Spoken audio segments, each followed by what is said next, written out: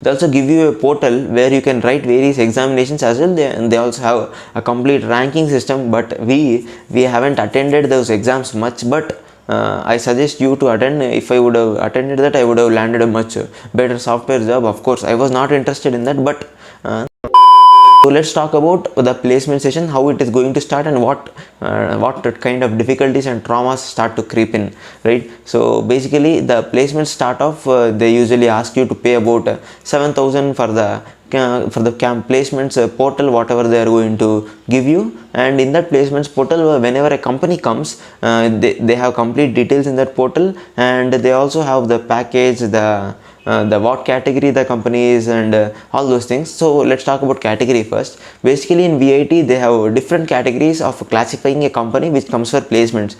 This categories is because if you have landed some job, they usually classify this into this category so that you do not again participate in the similar kind of jobs, and it gives much opportunities for other students as well. This also has a drawbacks. Let me explain that later, and I will also explain you what are the disadvantages of these categories in the later part. But now let's talk about the different categories in placements.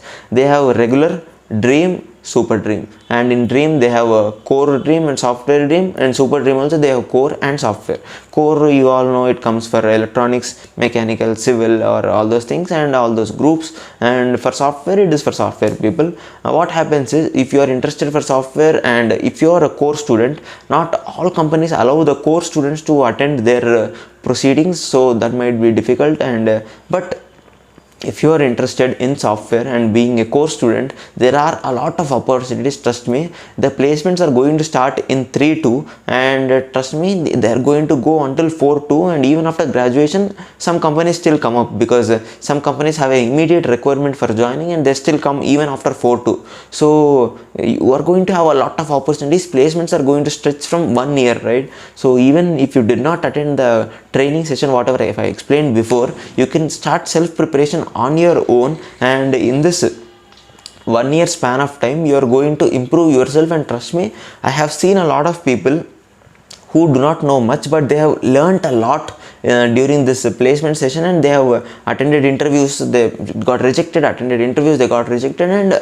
gradually they got very good scale pay jobs. So of course core companies are very less, so if you are interested, you should work very hard. And as per my analysis, I was a decently good student, I guess I can say that. I'm not boasting, but I have a CGPA of 9.03 something, and with the CGPA, and I have also done various research activities during my university life. I have published a paper, and there was a program called undergraduate research experience. So even after being a part of all this, I was not able to get into a good core company, because that needs a lot of skills and expertise, and probably I did not put up that hard work whatever is required to learn all those things.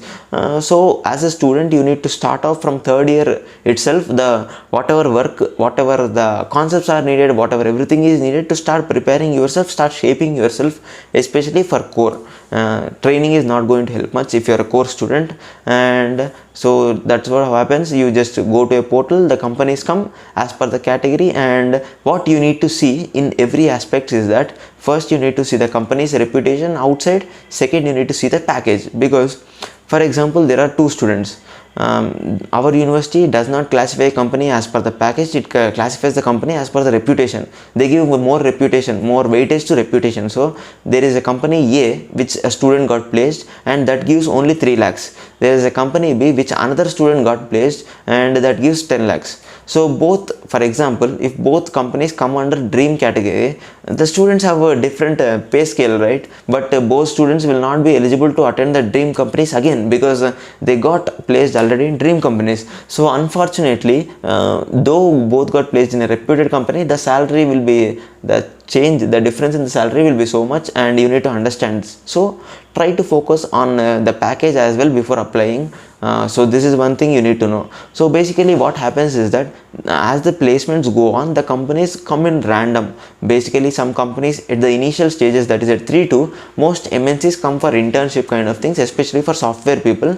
Very less come for ECE people. This trend changes every year, but as per my experience, this is going to be more or less the same. So basically they start off with taking students for internships. Those are going to be usually Amazon, Microsoft, and the higher MNCs. And basically as you go forward, after a couple of months, the MNCs at regular packages come, and you need to take up the TCS NQT and the Cognizant test as well, and the Wipro test as well. So all these go in simultaneously, the Infosys exam as well. And what the university follows is that the proceedings happen in the different months, right? So for example, in February the TCS has conducted the interviews and everything is done. In March the Wipro has conducted everything. What they do is that they take usually 2 to 3 months to analyze everything, and they give you an Excel sheet wherein the student A is placed in Infosys and TCS. He need to select one company and he need to tell us in 3 days. So this is how the thing is going to be. You can get selected in multiple companies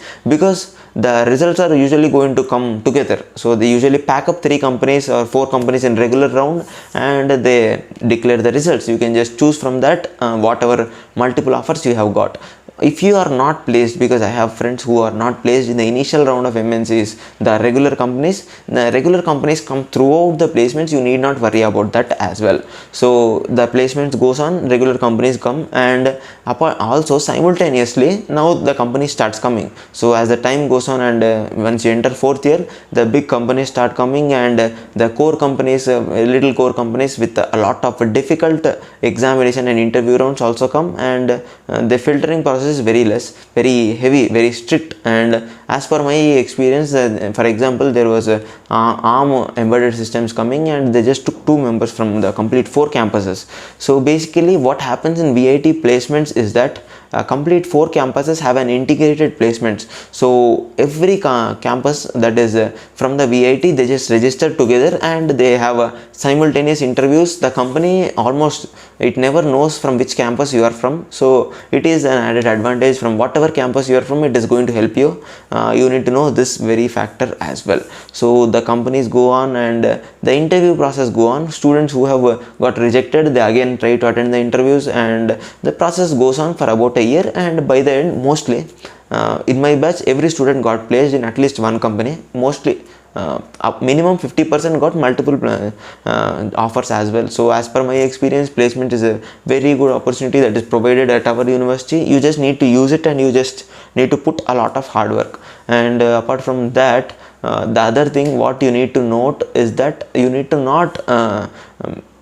you should follow the rules whatever is mentioned by the placement authorities. And for example, I have already mentioned before that they have a category of a dream category and super dream category. So if you have already landed a job in a dream category, and if you again apply for dream category, what happens is that they blacklist you for placements, and they will restrict you for at least 6 months or 5 months of whatever work you have done wrong. The intensity increases. So you need to take this carefully as well, because once you are blacklisted, you will not be able to attend any other placements as well for the period whatever they have mentioned. So if you are unfortunate enough, they might remove you from complete placements as well. So don't try to manipulate them, or don't try to face them. They are not your enemies. They are trying to help you. They are trying to help every student out there, right? So you need to use the opportunities whatever is provided. So as companies go on, you need not worry about if you face the rejection or acceptance. It is going to they are going to give you job opportunities in the suitable region, and you need to prepare yourself and face the opportunities.